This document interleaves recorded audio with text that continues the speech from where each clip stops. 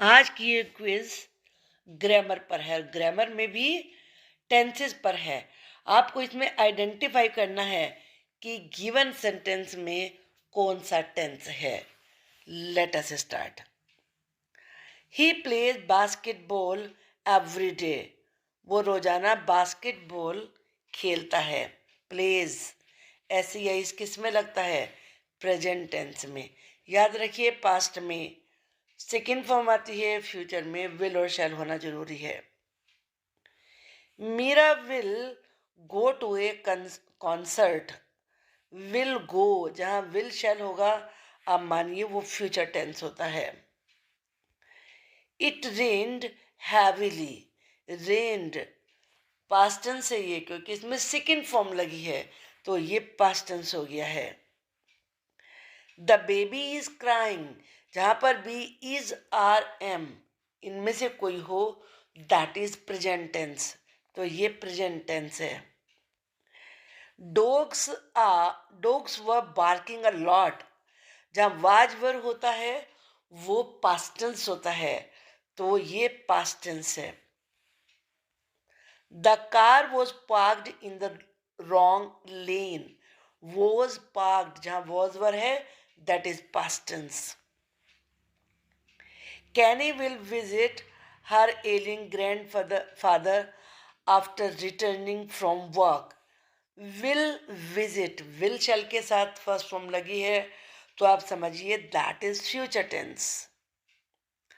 अब कुछ ये फिलिंदा ब्लैंक्स हैं, आपको इनमें वर्ब दी गई है, इनमें से सेलेक्ट करके फिल करना है। तो चलिए देखते हैं। The students are their notes. Students, अब यहाँ पर देखो रोट क्यों नहीं आएगा, मैं सारे रूल बता रही हूँ। क्योंकि रोट सेकंड फॉर्म होती है, उसके साथ कभी कोई दूसरी वर्ब आती नहीं है, यहाँ आर है। रिटन पैसिव वॉइस में आता है, इसमें तो काम के करने वाला आगे लिखा है कि स्टूडेंट्स लिख रहे हैं। और इज आर एम के साथ फर्स्ट फॉर्म भी नहीं आती है, तो इसलिए राइटिंग ये प्रेजेंट कॉन्टिन्यूस टेंस है। The students are writing their notes. The doctor out for 10 minutes. Doctor 10 minutes के लिए, अब ये फर्स्ट क्यों नहीं आएगी? क्योंकि डॉक्टर के साथ तो एस इस वाली वर्ब आनी चाहिए, आईएनजी वाली के साथ इज आर एम या वाजवर होना चाहिए, गोन के साथ हैज हैव होना चाहिए या हेड होना चाहिए, तो यहाँ आएगा वैंट, गए। डॉक्टर 10 मिनट्स के लिए बाहर गए या बाहर गया। The new restaurant last week. Last, जो काम लास्ट वीक हुआ है वो पास्ट में चला गया, और पास्ट में क्या लगाते हैं? सेकंड फॉर्म लगाते हैं, तो इसलिए ओपन, यहाँ मुझे और कुछ ज़्यादा बताने की आवश्यकता नहीं है। अब यहाँ पर कुछ सेंटेंसेस हैं जो जो पंक्चुएशन मार्क पर हैं, इसमें भी बच्चे बहुत गलतियाँ करते हैं। My ATM pin number has 3 8s, यानी कि 3 बार उसमें 8 है। अब यहाँ पर और क्यों नहीं आएंगे? एपोस्ट्रोफी का कोई मतलब नहीं है, काकी के लिए आता है वो। लास्ट में कोमा नहीं होना चाहिए, फुल स्टॉप होना चाहिए। है 3 8s या फुल स्टॉप ही नहीं है, तो कौन सा करेक्ट हुआ? This one, this is the correct one. Identify the correct sentence. The weather is wet and windy and unpredictable. अब यहाँ पर अलग अलग तरीके हैं, एंड है, विंडी है, वेट है तो विंडी भी है, तो कैसे होगा? हवा चलेगी तो बारिश तो इसमें दिखाएगी, अनप्रिडिक्टेबल भी है। तो यहाँ पर एडजेक्टिव दिए हैं कई सारे वेदर के, कि वो वेट है, विंडी है और अनप्रिडिक्टेबल है, तो इनमें दो में कोमा आना चाहिए। So this sentence is the correct one. Waiting for the storm to stop, I was anxiously looking out of the window. अब हम इसमें बताएंगे कि ये सही क्यों है।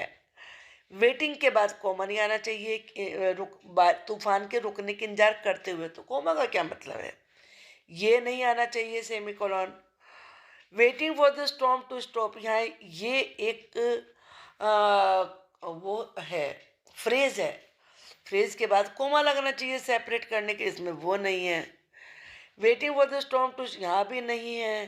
तो ये सारे इनकरेक्ट हैं, ये बिल्कुल करेक्ट सेंटेंस है। ये एक फ्रेज है यहाँ पर, तो एडजेक्टिव फ्रेज है ये, तो इसके बाद कोमा आएगा और लास्ट में फुल स्टॉप है, जो this is the correct answer. इसमें भी हमें करेक्ट सेंटेंस पिकअप करना है। The table was set, knives, forks, candle sticks, आप देख रहे हैं फॉक्स है, नाइव्स है, कोमा ही नहीं है, तो ये रॉन्ग है। द टेबल वॉज सेट, अब यहाँ पर आप देख रहे हैं इसमें ये सही है कि नाइव्स है, फोक्स है, कैंडल स्टिक्स है, वर ऑल इन देयर प्लेस। अब सब्जेक्ट इसमें इसका ये होगा कि ये होगा, इसलिए ये भी इसका इनकरेक्ट है। अब अगर हम ये देखें कि द टेबल वॉज सेट, अब टेबल सेट थी और उसकी सभी चीज़ें सभी जगह पर अपनी अपनी जगह पर थी, तो इसलिए उसको देखते हुए इसमें जो करेक्ट सेंटेंस है ये वाला होगा, the table was set, knives, forks, candle sticks were all in their place. तो this is the correct sentence जिसमें कि सारी चीज़ें बिल्कुल सही ऑर्डर में लिखी गई हैं। What is the name of your father's uncle, full stop ही नहीं है, इसमें क्वेश्चन मार्क लगा रखा है, बिल्कुल फुल स्टॉप तो आना ही नहीं था क्योंकि क्वेश्चन नहीं है। तो ये सेंटेंस इसमें बिल्कुल सही है। तुम्हारे फादर के अंकल का नाम क्या है? What is the name of your father's uncle. अब name of your father's uncle, इसमें अपोस्ट्रोफी नहीं है, यहाँ अपोस्ट्रोफी उसके बाद लगा हुआ है, यहाँ योर के बाद कोमा लगा दिया है, तो ये सब के सब ही रॉन्ग है। This is the correct. Don't worry, every little thing is going to be all right.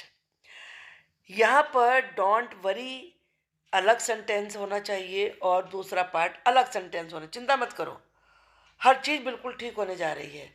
तो या कनेक्टर भी नहीं है कोई, तो ये इसलिए गलत है। डोंट वरी में इसके बाद तो यहाँ कुछ लगा ही नहीं है। Don't worry, every little thing is going to be all right, this is the correct sentence. ये भी गलत है। आप देख रहे हैं ना, फुल स्टॉप ही नहीं है इसमें। तो When will you return from your dance rehearsal? अब इसमें लास्ट में क्या आना चाहिए? तुम अपने डांस रिहर्सल से कब लौटोगे? तो ये क्वेश्चन है, तो यहाँ पर क्वेश्चन मार्क आना चाहिए, ये साइन आना चाहिए। Rosana is a self taught baker, तो अपने आप ये एक्चुअली इसे कंपाउंड वर्ड कहते हैं। तो ऐसे कंपाउंड वर्ड में हाइफन लगाया जाता है, तो बनेगा Rosana is a self taught baker, यहाँ इसमें ये हाइफन लगेगा। Jim lives in America, his sister lives in Budapest. अब यहाँ पर लास्ट में क्या आना चाहिए? जिम लिव्स इन अमेरिका, यहाँ पे कोमा लगना चाहिए, his sister lives in Budapest. तो यहाँ पर कौन सा सही हुआ? ये सही हुआ, इस जगह आएगा। I found Hansley's bag on the table. Hansley's bag, Hansley का बैग, का के लिए ये अपोस्ट्रोफी लगता है, तो ये आएगा इसमें, ये यहाँ पर इस तरीके से लगेगा। और इसी तरह की ग्रामर बेस्ड वीडियोस और स्पेलिंग रिलेटेड वीडियोस पाने के लिए आप चैनल को सब्सक्राइब करिए। आपकी ग्रामर में कोई मिस्टेक नहीं रहेगी, ये मेरी गारंटी है। Thank you for watching the video.